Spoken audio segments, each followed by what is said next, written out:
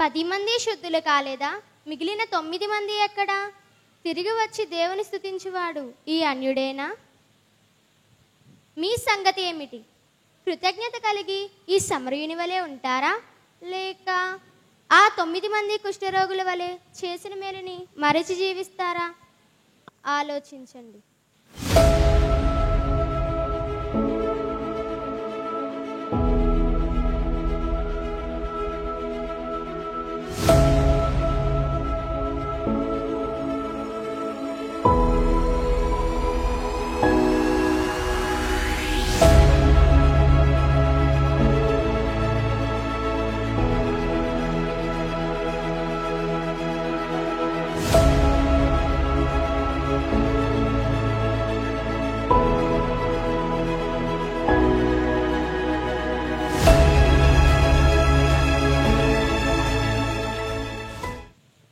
అయ్యో దేవా, ఈ కుష్ఠరోగము భరించలేకపోతున్నాను.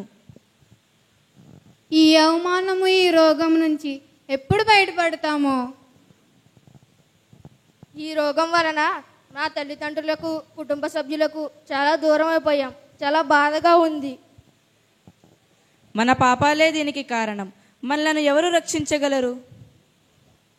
ఒక్కసారి నాకు స్వస్థత ఇస్తే ఆ దేవునికి జీవితాంతం రుణపడి ఉంటాను. రే, ఎవరో మన వైపు వస్తున్నట్టున్నారా? చూడండి. ఒరే, ఎవరో కాదురా, నజరేయుడైన యేసు, పరమ వైద్యుడైన యేసు మన వైపు వస్తున్నారురా. రండ్రా, అందరం కలిసికట్టుగా ప్రార్థిద్దాం. ఆయనను మనల్ని స్వస్థపరచమని గట్టిగా అడుగుదాం. ఓ యేసు ప్రభువు మమ్ము కరుణింపుము. ఓ యేసు ప్రభువు మమ్ము కరుణింపుము. ఓ యేసు ప్రభువు మమ్ము కరుణింపుము. మీరు వెళ్ళి యాజకులకు కనిపింపుడు. రే పదండ్రా, పదండి.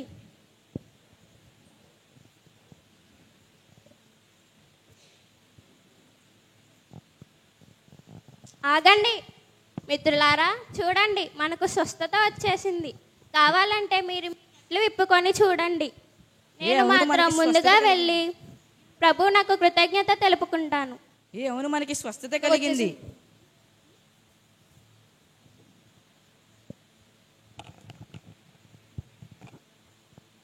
యేసు ప్రభుని తర్వాత అయినా చూడొచ్చు. ముందు మన తల్లిదండ్రులను, కుటుంబ సభ్యులను వెంటనే చూడాలి. పదండి రా, పదండి. ప్రభువా, మీకు వేలాది వందనాలు. మీ మేలు నేను ఎన్నటికీ మరువలేను. నేను నా జీవితాంతం మీకు కృతజ్ఞతుడై ఉంటాను. 10 మంది శుద్ధులు కాలేదా? మిగిలిన 9 మంది ఎక్కడా? తిరిగి వచ్చి దేవుని స్తుతించువాడు ఈ అన్యుడేనా? మీ సంగతి ఏమిటి? కృతజ్ఞత కలిగి ఈ సమరయుని వలె ఉంటారా? లేక ఆ 9 మంది కుష్ఠరోగుల వలె చేసిన మేలుని మరచి జీవిస్తారా? ఆలోచించండి. సహోదరి సహోదరులారా, దేవుని ప్రియబిడ్డలారా, 28వ సామాన్య ఆదివారపు ఆరాధనకు, ఈ వాక్య పరిచర్యకు మేము ప్రేమతో ఆహ్వానిస్తూ ఉన్నాను. మన గోదావరి విచారంలో ఉన్నటువంటి కేటగిజం పిల్లలు చదివిన బైబిల్ను అర్థం చేసుకుంటూ 2.5 నిమిషాలు లేదా 3 నిమిషాల లోపే ఉన్నటువంటి చిన్న నాటిక ద్వారా ఈనాటి శుభవార్తను మన కళ్ళకు కట్టినట్లుగా చూపించారు. పాపం వాళ్ళు దానికి ఎంతో కష్టపడ్డారు, మేకప్లు, ప్రాక్టీస్లని. మరి ఆ పిల్లలకి హృదయపూర్వకమైన అభినందనలు మన అందరి తరపున తెలియచేస్తూ ఉన్నాం.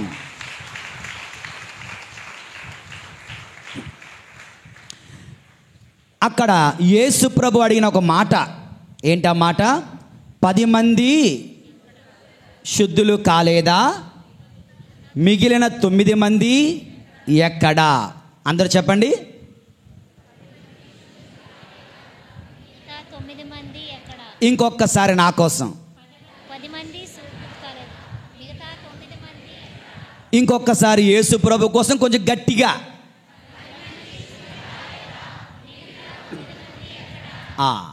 మిగిలిన 9 మంది ఇక్కడే ఉన్నారు. దేవుని యందు ప్రియమైన సహోదరి సహోదరులారా, ప్రభువు పలికిన ఈ మాటలో ఉన్నటువంటి ఇమోషన్ ఏమిటి? What is the emotion behind, what is the feeling behind this statement of Jesus? సంతోషమా? ఉదాహరణకు, ఎరా బాగున్నావా అంటే ప్రేమతో, ఎరా బాగున్నావా అంటే వీడు బాగోకూడదని అర్థం కదా. ప్రభు అంటున్నారు, మిగిలిన ఎక్కడ 10 మంది శుద్ధులు కాలేదా, మిగిలిన 9 మంది ఎక్కడ అన్న మాటలో ప్రభుని యొక్క అంతరార్థం ఏమిటి? ప్రభుని యొక్క మనోభావం ఏమిటంటే దుఃఖము, బాధ, కన్నీరు. గుండె ఏడుస్తుంది, కళ్ళు ఏడవకపోయినా, కళ్ళల్లో కన్నీరు లేకపోయినా గుండెలో ఆ బాధను మనం చూస్తూ ఉన్నాం. దేవుని యందు ప్రియమైన సహోదరి సహోదరులారా, దీని అర్థం ఏమిటండి అంటే కృతజ్ఞత చూపిస్తే ప్రభు సంతోషిస్తారు, సంతోషిస్తారు.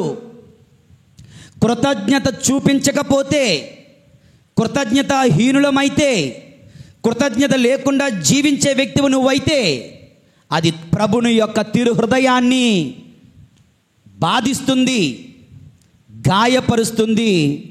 దేవుని యందు ప్రియమైన సహోదరి సహోదరులారా, మరి మన అనుదిన జీవితంలో ఆ యేసు ప్రభు హృదయాన్ని సంతోష పెడుతున్నామా, గాయపరుస్తున్నామా? పునీత మరియ ఫౌస్టీనా కోవల్స్గా అమ్మగారికి యేసు ప్రభు దర్శనమిచ్చినప్పుడు, 4వ దర్శనములో 4వసారి కనిపించినప్పుడు అంటున్నారు, అమ్మా మరియా ఫౌస్టీనా, మరియా ఫౌస్టీనా, నా హృదయాన్ని అధికముగా గాయపరిచే విషయం ఏమిటో తెలుసా? పాపమేమిటో తెలుసా? నా బిడ్డలే నేను చేసిన మేలులను గుర్తించకపోవడం, నా బిడ్డలే నేను ఇస్తున్నట్టు దీవెనలను గ్రహించలేకపోవడం, నా ప్రజలే, నా బిడ్డలే దేవా నీకు వందనాలు అంటూ మాటలతో, వాళ్ళ జీవితంతో కృతజ్ఞత కలిగి జీవించకపోవడమే నన్ను అధికముగా బాధిస్తుంది అంటూ యేసు ప్రభు మరొకసారి మరియ ఫౌస్టీనా అమ్మగారి దగ్గర బాధపడ్డారు. దేవుని యందు ప్రియమైన సహోదరి సహోదరులారా, కృతజ్ఞత ఒక పుణ్యం, కృతజ్ఞత లేకపోవడం ఘోరమైన పాపం, క్షమించలేని పాపం. కృతజ్ఞత దేవుని హృదయాన్ని సంతోషింపజేస్తే, కృతజ్ఞత లేకపోవడం దేవుని హృదయాన్ని గాయపరుస్తుంది అన్నాం కదా. ఆయన హృదయం ఎంత గాయపరుస్తుందో ఒక వాక్యం చూద్దాం. యోషియా గ్రంథము 1వ అధ్యాయము 2 నుంచి 4 వచనాలు చూడండి. యోషియా గ్రంథము 1వ అధ్యాయము 2 నుంచి 4 వచనాలు. ప్రభు ఇట్లు పలికెను, ప్రభు ఇట్లు పలికెను, భూమాకాశములారా వినుడు, భూమి ఆకాశములారా వినుడు, నేను పెంచి పెద్ద చేసిన బిడ్డలే, నేను పెంచి పెద్ద చేసిన బిడ్డలే నా మీద తిరగబడిరి, నా మీద తిరగబడిరి. ఎద్దుకు తన యజమాని ఎవరో తెలియను, ఎద్దుకు తన యజమాని ఎవరో తెలియను, గాడిదకు యజమాని తన కెచ్చట గడ్డి వేయనో తెలియను. గాడిదకు తెలుసు యజమాని గడ్డి ఎక్కడ వేస్తాడో, కానీ ఇశ్రాయేలుకు ఏమీయూ తెలియదు, కానీ ఇశ్రాయేలు నా ప్రజలకు ఏమీయూ తెలియదు, నా ప్రజలేమీయూ అర్థము చేసుకొనరు, నా ప్రజలు ఏమీయూ అర్థము చేసు, నా ప్రజలే నన్ను ఎరుగరు, నా ప్రజలే నన్ను ఎరుగరు, అది నన్ను బాధిస్తుంది అంటూ యెషయా ప్రవక్త ద్వారా ప్రభు తెలియచేస్తూ ఉన్నారు. దేవుని యందు ప్రియులారా, యోహాను శుభవార్త 1వ అధ్యాయము 11వ వచనం చదువుదాం. యోహాను శుభవార్త 1వ అధ్యాయము 11వ వచనం. ఆయన తన వారి వద్దకు వచ్చెను, కానీ తన వారే ఆయన అంగీకరింపలేదు, కానీ తన వారే ఆయనను అంగీకరించలేదు. దేవుని యందు ప్రియులారా, ఇలా మనం జీవిస్తున్నామా? ప్రభు నిన్ను నన్ను కూడా చూచి ఇదిగో గాడిదకు తెలుసయ్యా యజమాని ఎవడో, ఎద్దుకు తెలుసయ్యా యజమాని ఎవడో, ఆకాశ పక్షులకు తెలుసయ్యా యజమాని, క్రియేటర్, సృష్టికర్త ఎవరో. మనుషులైన మీకు తెలుస్తుందా మీ యజమాని ఎవడో? మీకు తెలుస్తుందా మీ సృష్టికర్త ఎవడో? మీకు తెలుస్తుందా మిమ్మల్ని రక్షించే రక్షకుడు ఎవడో?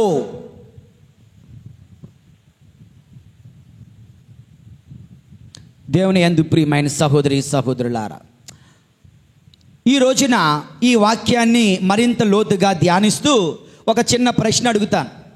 ఈనాటి పట్టణాలలో ఎంతమంది కుష్ఠరోగులు ఉన్నారు? ఎంతమంది? 10 మంది. 10 మంది అన్నారు చేతులు ఎత్తండి. ఎంతమంది ఉన్నారు? 11 మంది. ఈనాటి సువార్తలు అనలేదు, ఈనాటి పట్టణాలలో, ఈనాటి మొదటి పట్టణంలో ఒక కుష్ఠరోగి నామాను, సువిశేషములో 10 మంది కుష్ఠరోగులు ఉన్నారు కదా. ఇందులో ఎంతమంది స్వస్థత పొందారు? ఇద్దరే స్వస్థత పొందారా? ఎందరో? అందరూ 11 మంది స్వస్థత పొందారు. కానీ 11 మందిలో ఎందరూ తిరిగి వచ్చి దేవునికి కృతజ్ఞత తెలియజేస్తున్నారు? సువిశేషములో ఒకడు సమరయుడు, మొదటి పట్టణంలో ఒకడు నామాను. నామాను కథ మనం చూసినట్లయితే దేవుని యందు ప్రియులారా, నామాను అనువాడు సిరియా దేశపు రాజు యొక్క సైన్యాధిపతి. అతని మూలముగా గొప్ప వీరుడు, సూర్యుడు. అతని వలన ఎన్నో విజయాలు వచ్చి అతనికి, ఆ రాజుకి అతనంటే ఇష్టం కనుక అతనిని ప్రేమగా చూసుకుంటున్నాడు, జాగ్రత్తగా చూసుకుంటున్నాడు. ఎప్పుడో యుద్ధం జరిగింది. ఆ యుద్ధంలో ఒక అమ్మాయిని, ఇజ్రాయేలు అమ్మాయిని పట్టుకొని వచ్చేస్తారు వీళ్ళు. ఆ అమ్మాయి నామాను భార్యకు పనిగత్తిగా ఉంది. నా యజమానురాలు భర్త నామాను కుష్ఠరోగంతో ఉన్నాడు కదా, నా ఇజ్రాయేలు దేశంలో ఉన్న గొప్ప ప్రవక్త గురించి చెప్తానంటూ ఆ చిన్న బాలిక వేద వ్యాపకం చేస్తుంది, సువార్తను అందిస్తుంది. ఏమని? అమ్మా, నీ భర్త నా యజమాని కుష్ఠరోగంతో ఉన్నాడు కదా, అంత బాధపడుతున్నారు ఎందుకు? నా దేశంలో, ఇజ్రాయేలు దేశంలో సజీవ దేవుని సేవకులు, ప్రవక్తలు ఉన్నారు. ఎలీషా ప్రవక్త ఉన్నాడు. అతని దగ్గరికి వెళ్తే గ్యారంటీగా స్వస్థత వస్తుంది. వెంటనే రాజుగారి దగ్గరికి వెళ్ళారు. రాజుగారి దగ్గర లెటర్ రాయించుకున్నారు. లెటర్ తీసుకొని వెళ్ళి మన యొక్క ఇజ్రాయేలు రాజుకి పట్టుకొని ఇచ్చారు. ఇజ్రాయేలు రాజు బట్టలు చించుకొని ఏడుస్తున్నాడు, కావాలని గొడవ పెట్టుకుంటున్నాడు. నేనేమన్నా దేవుడినా ఏటి, నేనెక్కడ స్వస్థత తీసుకొచ్చేది అని. ఈ విషయాన్ని ఎలీషా ప్రవక్త ఎక్కడో కొండల్లో ఉంటూ ప్రార్థన చేసుకుంటూ అది గ్రహించి అతను నా దగ్గరికి పంపండి అంటాడు. నామాను వెళ్తాడు. నామాను అనుకుంటాడు ప్రవక్త వచ్చి నన్ను చేతులు పెట్టి తన యొక్క చేతులు నా నెత్తి మీద పెడతాడు, భుజం మీద పెడతాడు, ఒళ్ళంతా తాకుతాడు, అప్పుడు నాకు స్వస్థత అనుకుంటున్నాడు. కానీ అతను బయటికి కూడా రాలే. మీరు అంటారు కదా, ఫాదర్ గారండి బ్లెస్సింగ్ ఇవ్వండి. అరే గుళ్ళో బ్లెస్సింగ్ ఇచ్చాను కదా, ఆ చేతి నెత్తి మీద పెట్టండి, చేతులు నెత్తి మీద పెట్టండి.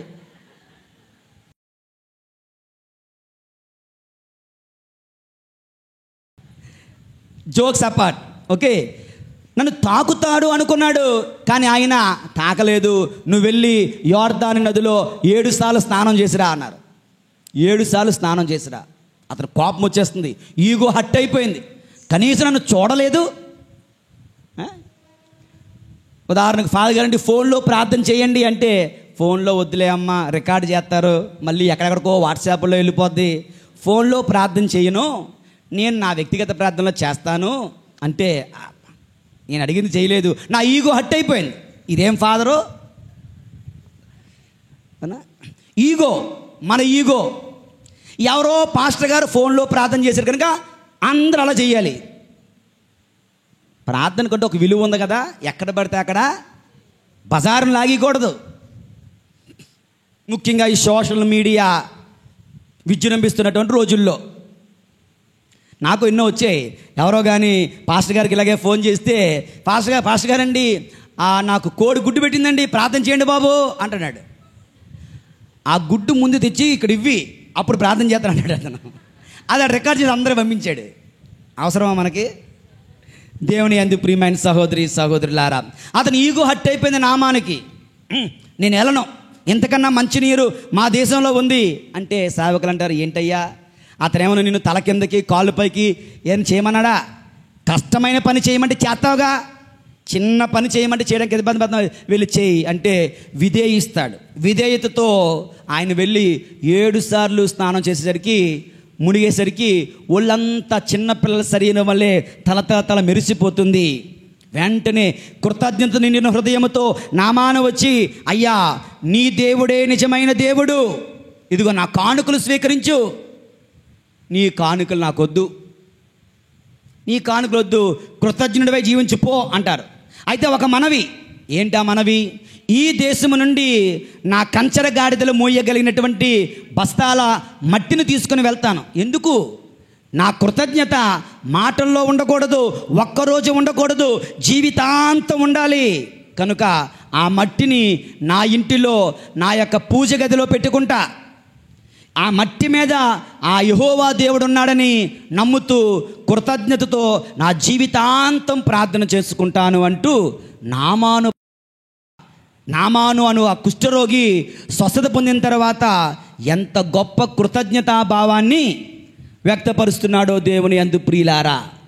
మనం అంటాం, నేను థ్యాంక్స్ చెప్పానండి, అయిపోయిందండి, ఇంకంతే, ఆ పూజ పెట్టించాను కదా, అయిపోయింది, ఇంకంతే. దేవుడు చేసిన మేలులకు ఒక్క పూటతో, ఒక్క రోజుతో, ఒక్క గడియతో ముగిసేది కాదు, అది జీవితాంతము ఆయనకు మనము కృతజ్ఞమై ఉండాలి. ఒకడు నిన్ను ప్రమాదం నుంచి కాపాడాడు అనుకో, థ్యాంక్ యూ సార్ అని చెప్పి వెళ్ళిపోతావా? అతనే కానీ లేకపోతే నీకు ఈ జీవితం లేదు. ఈ జీవితం అంతా కూడా ఆయన ఇచ్చిన భిక్ష. ప్రతిరోజు కూడా కృతజ్ఞత కలిగి ఉండాలి. అలాగే దేవుడు మనలను అనుదినము అనుక్షణము కాపాడుతూనే ఉన్నాడు. ఇక్కడ ఎవరైనా సరే నేను పుట్టినప్పటి నుంచి సిక్ అవ్వలేదు అన్నవాడు ఎవడున్నాడా? నాకు జ్వరం రాలేదన్నవాడు ఉన్నాడా? కరోనా వచ్చిన చేతులు ఎత్తండి అందరి చేతులు 2 సార్లు లెగాలి, 2 చేతులు లెగాలి. ఒకసారి 2 సార్లు 3 సార్లు కూడా వచ్చింది కదా. మరి అందరినీ కూడా దేవుడు కాపాడుతూ వచ్చాడు కదా. ఎంతగా మనము కృతజ్ఞమై ఉండాలి. దేవుని యందు ప్రియమైన సహోదరి సహోదరులారా, దేవుని ప్రియబిడ్డలారా, ఆ నామాను అనువాడు ఆ సిరియా సైన్యాధిపతి ఎలీషా ప్రవక్త ద్వారా దేవుడు స్వస్థపరచగా మాటలలో కాదు చేతలలో కూడా, తన జీవితంలో కూడా ఒకరోజే కాదు జీవితాంతము కూడా కృతజ్ఞతతో ప్రార్థిస్తూ జీవించాడు. నీవు నేను అటువంటి కృతజ్ఞత కలిగిన బిడ్డలమై, దేవుని బిడ్డలమై జీవించగలగాలి. దేవుని యందు ప్రియమైనటువంటి సహోదరి సహోదరులారా, దేవుని ప్రియ బిడ్డలారా, కృతజ్ఞత మాటలలో, కృతజ్ఞత చేతలలో, కృతజ్ఞత ప్రతిరోజు, ఒక్కరోజే కాదు. కృతజ్ఞత దేవునికి, కృతజ్ఞత మన ఇరుగు పొరుగు వారికి కూడా. కృతజ్ఞత దేవునికి మాత్రమే కాదు, మన చుట్టూ ఉన్న తల్లిదండ్రులను ఈరోజు నడి రోడ్డున వదిలి వెళ్ళిపోతున్నారు. తల్లిదండ్రులు బరువైపోతున్నారు. తల్లిదండ్రులు చచ్చిపోతే బాగుండు అని ఎదురు చూస్తున్న పిల్లలు లేరా? తల్లిదండ్రులు ముసలైపోయి వాళ్ళకి సేవలు చేయలేక, భార్యని ఇబ్బంది పెట్టలేక, భార్య తిట్టులు కాయలేక, అలా భార్యను సంతోషపెట్టడం కోసం కట్టుకున్నటువంటి భార్య కోసం కడుపు పుట్టినటువంటి బిడ్డలు ఆ తల్లిదండ్రులను నడి రోడ్డులో బజారున వదిలేస్తున్నారు. యూట్యూబ్లో చూడండి, a man leaving his father అని నెట్లో కొడితే, యూట్యూబ్లో కొడితే టప 100 వీడియోలు వచ్చేస్తాయి. 1 2 కాదు, అన్ని సందర్భాలు ఉన్నాయి. తల్లిదండ్రుల పట్ల కృతజ్ఞత లేకుండా, బిడ్డల పట్ల కృతజ్ఞత లేకుండా, పొరుగువారి పట్ల కృతజ్ఞత లేకుండా, దేవుని పట్ల కృతజ్ఞత లేకుండా జీవించే వ్యక్తులము మనమైతే ఈనాటి వాక్యం, ఈనాటి సువిశేషం, ఈనాటి పఠనాలు, ఈ పరిశుద్ధ గడియలో ఆ ప్రభు అయిన దేవుడు నిన్ను నన్ను కృతజ్ఞత కలిగి జీవించమంటున్నాడు. కృతజ్ఞత ఉట్టి మాటల్లో కాదు, కృతజ్ఞత నిజ జీవితంలో ఆ యొక్క నామాను జీవితం మనకు నేర్పిస్తుంది. నామాను కృతజ్ఞత ప్రతిరోజు, నామాను కృతజ్ఞత తన జీవితంలో, నామాను కృతజ్ఞత తన చేతలలో మాటలలో కూడా దేవుని యందు ప్రియులారా మనము కూడా నామాను వలె మాటలలో చేతలలో అనుదినము ప్రతిరోజు కృతజ్ఞత కలిగి జీవించగలగాలి. దేవుని యందు ప్రియమైన సహోదరి సహోదరులారా, ఇది కృతజ్ఞత కలిగి జీవించే వ్యక్తుల కోసం 4 మాటలు. మరి కృతజ్ఞత లేని వాళ్ళ సంగతి ఏమిటి? ఆ 9 మంది ఎక్కడ 9 మంది? ఆ యొక్క నాటికలో ఆ పిల్లవాడు అంటున్నాడు, ఏమంటున్నాడు? ఒరేయ్, యేసు ప్రభువుకు తర్వాత చూసుకుందాం, యేసు ప్రభువుకి తర్వాత వందనాలు చెప్దాం, ముందు ఎక్కడికి వెళ్ళాలి? ముందు నా కుటుంబ సభ్యుల దగ్గరికి వెళ్ళాలి. ఒక క్యాటగిజం టీచర్ అడుగుతున్నారంట పిల్లల్ని క్యాటగిజం క్లాసులో, ఆ 9 మంది ఎందుకు ప్రభువు చెంతకు రాలేదు? కారణాలు చెప్పండి. ఒకరు చెప్పింది మరొకరు చెప్పకూడదు, ఆలోచించి చెప్పండి అంటే ఒకడు అన్నాడంట, వాళ్లకు కుటుంబమే ముఖ్యము కనుక ప్రభు దగ్గర రాలేదు, కుటుంబం దగ్గరికి వెళ్ళారు. ఒకటి. రెండవడు అన్నాడు, వాడిలో ఒకడు అనుకుంటున్నాడు, నిజానికి నాకేం కుష్టు లేదు, ఏదో మామూలు మచ్చలు వచ్చాయి, నేను కుష్టు అనుకుని అక్కడికి వెళ్ళాను, ఇప్పుడు అది పోయింది, ఇది పెద్ద అద్భుతం ఏం కాదులే అనుకున్నాడంట. ఓకే. మరొకడు అనుకున్నాడంట, నిజానికి నాకు ఎప్పుడో తగ్గిపోయింది, తగ్గిపోయే స్థితిలో ఉన్నప్పుడు ఆ యేసు ప్రభు వచ్చారు, అప్పుడు నేను చూసుకున్నాను, అప్పుడు నిజంగా తగ్గిపోయింది, లాస్ట్ స్టేజ్లో ఉన్నాడట, తగ్గిపోతున్నదిగా. ఇలా వాడన్నాడంట.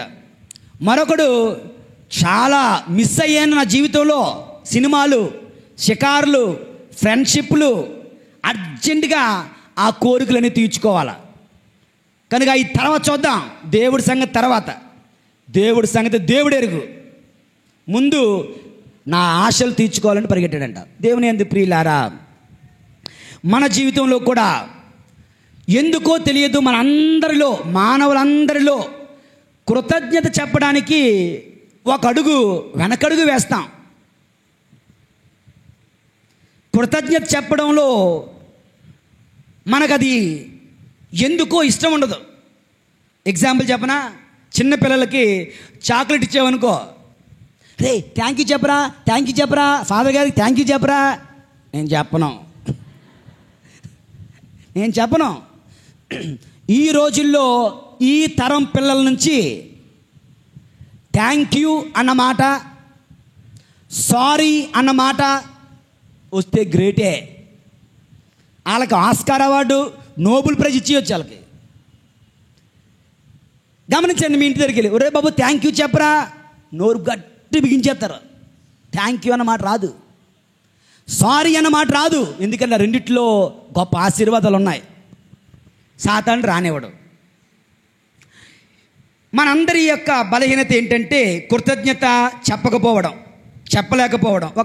కొన్ని కథలు చెప్తాను, జాగ్రత్తగా ఆలకించండి. నెంబర్ 1, ఒక బ్లైండ్ గర్ల్, ఒక గుడ్డి కళ్ళు లేని ఒక అమ్మాయి ఉందంట. ఆ అమ్మాయికి దేవుడంటే కోపం, మనుషులంటే కోపం, ప్రజలంటే కోపం, అందరూ అంటే కోపం. ఒకే ఒక్కడంటే ఇష్టం, తన బాయ్ ఫ్రెండ్ అంటే ఇష్టం. ఆ బాయ్ ఫ్రెండ్ అమ్మాయిని ఎంతో ప్రేమించాడు, ఈ అమ్మాయి కూడా అబ్బాయిని ఎంతో ప్రేమించింది. అయితే ఒకరోజు మాట్లాడుకుంటుండగా మాటలు కలుపుతూ ఈ అమ్మాయి ఒక మాట అన్నదంట. ఏమని? ఒక్కసారి కనుక నేను కళ్ళు వస్తే, ఇందాక ఒక అమ్మాయి ఉంది కదా, ఒక్కసారి నాకు స్వస్థత వస్తే నా జీవితాంతం దేవుని రుణపడిపోయి ఉంటాను. మొట్టమొదటి పారిపోయింది ఆ అమ్మాయే,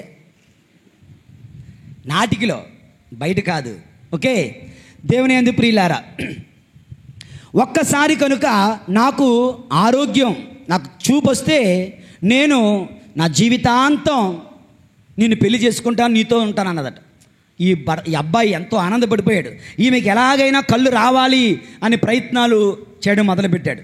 ఇంతలో ఒకరోజు ఫోన్ వచ్చింది, నీకు ఒక వ్యక్తి కళ్ళు దానం చేస్తున్నాడు, ఐ డొనేషన్. ఆపరేషన్ అయిపోయింది, కళ్ళు వచ్చేసాయి. కళ్ళు వచ్చిన తర్వాత ఆ అబ్బాయి దగ్గరికి వచ్చింది. ఆ అబ్బాయి అంటున్నాడు, ఇప్పుడు నువ్వు నన్ను పెళ్లి చేసుకుంటావా? ఆ అబ్బాయి సంగతి చూస్తే వాడి ఈ యొక్క కళ్ళు రెప్పలు మూసిపోయి ఉన్నాయి. అదేంటి నీ కన్నురెప్పలు రేవు, నువ్వు చూడలేవా, నువ్వు గుడ్డివాడివా? అవును, నేను గుడ్డివాడిని అన్నాడు. వెంటనే ఇప్పుడు వరకు దాంతో భరించి వచ్చాను, మళ్ళా గుడ్డివాడిని పెళ్లి చేసుకోవడమా, నా వల్ల కాదు అంటూ అక్కడి నుంచి వెళ్ళిపోయిందంట. చాన్నాళ్ళకి ఈ వ్యక్తి చనిపోయే స్థితిలో ఉన్నాడు, ఆరోగ్యం పాడైపోయి చాలా బాధపడుతూ ఉత్తరం రాశాడంట. అమ్మా, నీ కళ్ళు జాగ్రత్త, ఎందుకంటే నీవి కాక మునుపు అవి నావే కదా అని చెప్పాడంట. దేవుని యందు ప్రియులారా, గుడ్డి వాళ్ళగా ఉన్న మనలకు, బలహీనులుగా ఉన్న మనకు రోగులుగా ఉన్న మనకు దేవుడు తన వరాలు అందిస్తుంటే, వరాలు పొందుకొని, దీవెనలు పొందుకొని, ఆరోగ్యం పొందుకొని, స్వస్థతలు పొందుకొని, సమస్తాన్ని పొందుకొని, ఎవడైతే మనకు ఆ దీవెనలు ఇచ్చాడో ఆయనకే అంటే మడమ తిప్పడం, చెప్పు చూపించడం, వెన్ను చూపించడం, to show your back, to show your back. దేవునికి మనము మడమ చూపిస్తున్నాం, వెన్ను చూపిస్తున్నాం, దేవుని మరిచిపోతున్నాం, దేవుని లెక్క చేయటం లేదు. దేవుని యందు ప్రియులారా, ఒకరోజు దేవుడు తన దూతలను పంపించాడంట, 2 దూతల్ని. ఒక దూతకి ఒక సంచి ఇచ్చాడు, ఇంకో దూతకు ఇంకొక సంచి ఇచ్చాడు. ఈ దూత అంటున్నాడు, నువ్వు లోకంలోనికి వెళ్ళి, ఈ చర్చిలోకి వెళ్ళి, ఎవరెవరైతే వాళ్ళ కన్నీళ్ళు, వాళ్ళ కష్టాలు, వాళ్ళ ప్రార్థనలు, వాళ్ళ అప్పులు, వాళ్ళ రోగాలు, వాళ్ళ అవసరాలు చెబుతున్నారో అవన్నీ కలెక్ట్ చేసుకొని రా. ఇలాగెళ్ళాడు, ఇలాగ వచ్చాడు.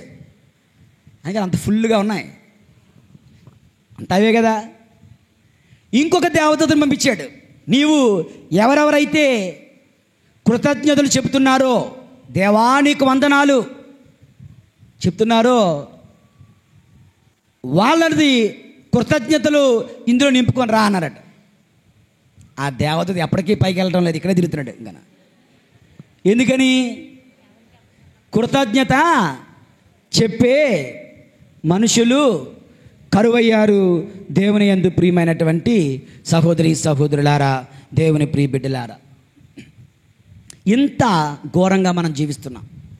విన్స్టన్ చర్చిల్ అనేవాడు ఎప్పుడూ ఒక కథ చెప్పేవాడంట.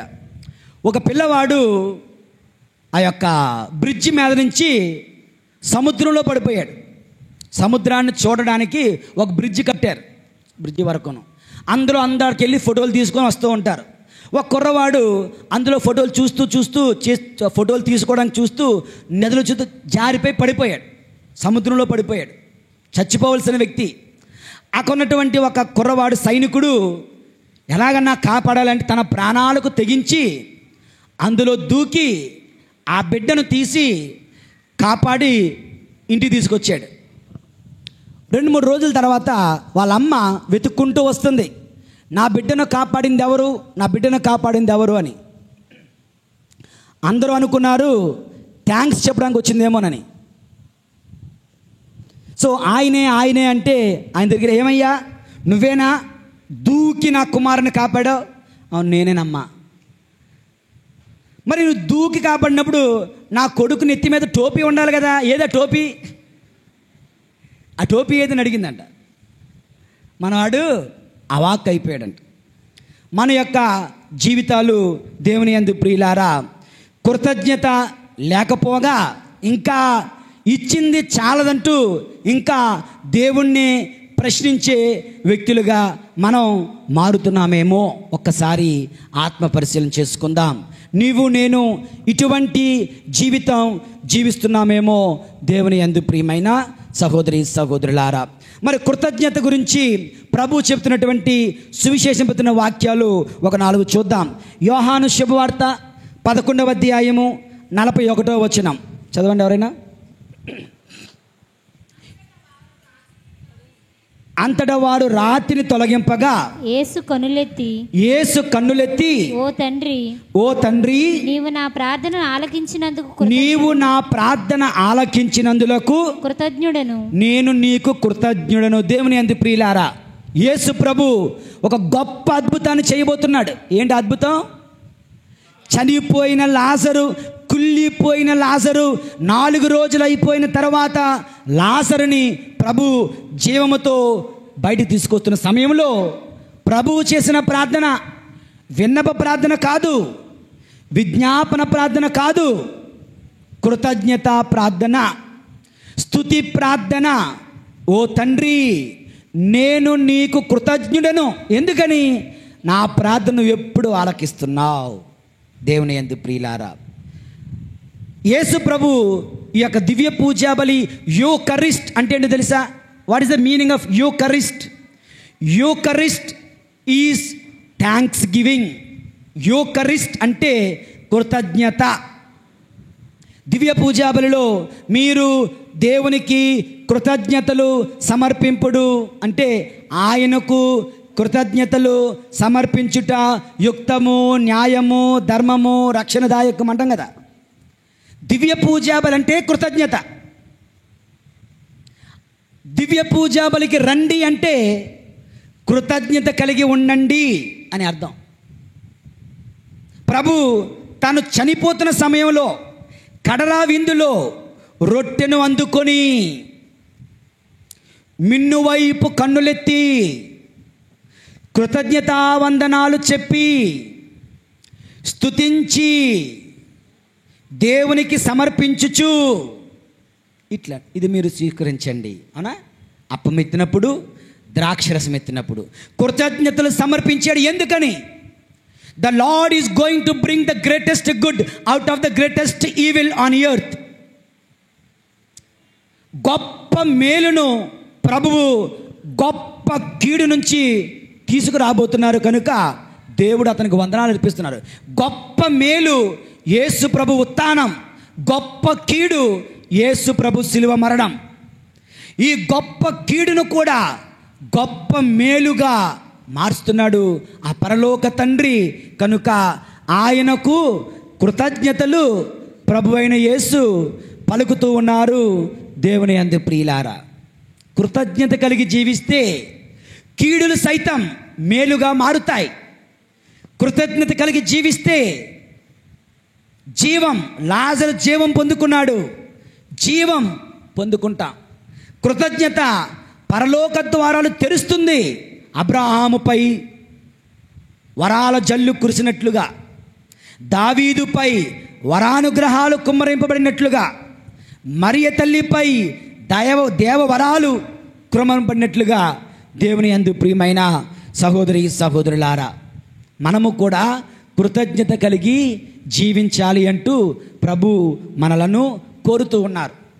ఈ రోజున మన జీవితంలో ఒక్కసారి పరిశీలించి చూసుకుంటే ఎక్కడి నుంచి స్టార్ట్ చేద్దాం? పుట్టుక నుంచి స్టార్ట్ చేద్దామా, పెళ్లి నుంచి స్టార్ట్ చేద్దామా?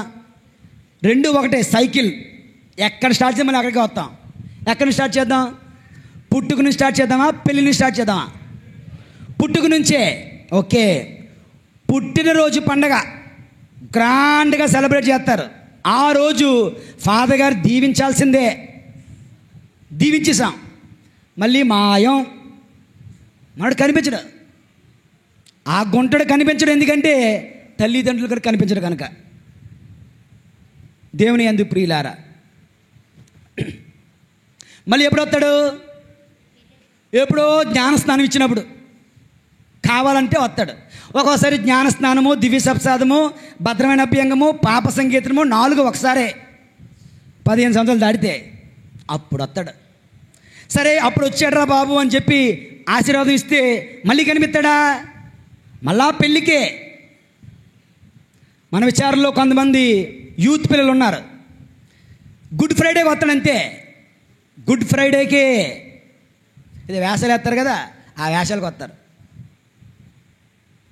ఆ వేషాలు అయిపోతే మళ్ళీ మాయం.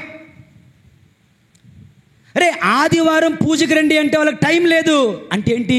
కృతజ్ఞత లేదు. పూజ ఈజ్ ఈక్వల్ టు కృతజ్ఞత. Holy Eucharist is equal to holy mass. ఒకడు గుడికి రావడం లేదు అంటే వాడికి కృతజ్ఞత లేదు, వాడికి దీవెనలు ఉండవు, వాడు ఆశీర్వదింపబడలేడు.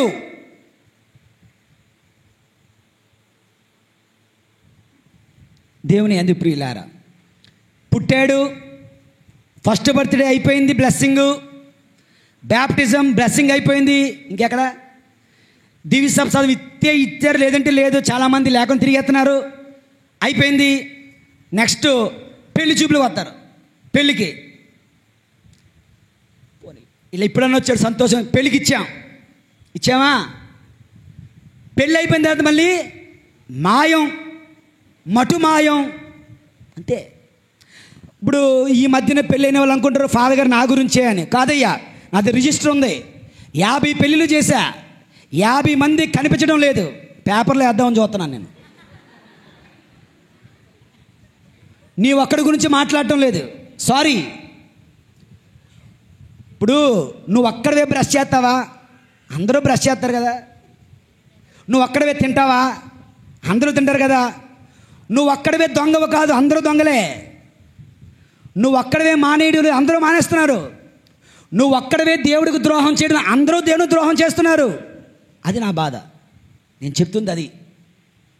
పెళ్ళి అయిపోయింది, మళ్ళీ కనిపించడం లేదు, ఎందుకంటే వాడికి కృతజ్ఞత లేదు. నెక్స్ట్ ఎప్పుడు వస్తాడు? ఓకే, మళ్ళీ వాళ్ళ పిల్లలకు పుడితే వస్తారు, లేదంటే లేదు, అవునా? మళ్ళీ ఆ పిల్లోడికి పెళ్ళి అయితే వస్తారు, మళ్ళీ లేదంటే లేదు. మనోడు మళ్ళీ retirement function, father retirement function మీరు వచ్చి బ్లెస్సింగ్ ఇవ్వాలండి, రిటైర్మెంట్ ఫంక్షన్, ఇంకా తర్వాత ఇంకంతే. పుట్టుక నుంచి ఎప్పుడు వస్తున్నావు? కొంతమంది కొన్ని జీవితాలు చిన్నప్పుడు అమ్మ నాన్న తీసుకొస్తారు, తర్వాత వాళ్ళ ఆవిడ కోసం వస్తాడు, తర్వాత ఓ నలుగురు మోసుకొస్తారు. ఇటువంటి జీవితాలు మనం జీవిస్తున్నట్లయితే వీఆర్ అన్గ్రేట్ఫుల్ పీపుల్. ఆ 9 మంది ఎక్కడా? ఇక్కడే. ఆ మాటలతో ప్రారంభించాను కదా, ఇక్కడే. దేవుని యందు ప్రియమైన సహోదరుడా, ఈనాటి వాక్యములో కృతజ్ఞత కలిగి జీవించమంటున్నారు. కృతజ్ఞత దేవుని సంతోషపెడుతుంది. కృతజ్ఞత లేకుండా ఉంటే ప్రభు హృదయం గాయపడుతుంది. నీవు దేవునిని సంతోషపెట్టి దేవుని దీవెనలు పొందుకో. నీవు దేవునిని గాయపరిచి దేవుని కోపాగ్నికి గురి కావద్దు అన్నదే ఈనాటి వాక్య పరిచర్య, ఈనాటి సువిశేష సారాంశము. ఈ విధంగా జీవించడానికి ప్రయత్నిద్దాం, దేవుని సహాయాన్ని కోరుకుందాం. వీక్షకులకు, శ్రోతలకు అందరికీ కూడా, మీ అందరికీ కూడా మనవి చేస్తున్నాను, ఈ వాక్యాలు కావాలి అనుకున్న వారైతే తప్పనిసరిగా లైక్ ద్వారా ఇష్టపడండి, కమెంట్ ద్వారా ఇంటరాక్ట్ అవ్వండి, షేర్ ద్వారా ఇతరులకు తెలియచేయండి. ఈ సువార్త ఉద్యమములో మీరందరూ పాలు పంచుకొనండి అని మీ అందరినీ కోరుతూ ప్రభు మనలను దీవింతురుగాక. పితా పుత్ర పరిశుద్ధాత్మ నామమున ఆమేన్.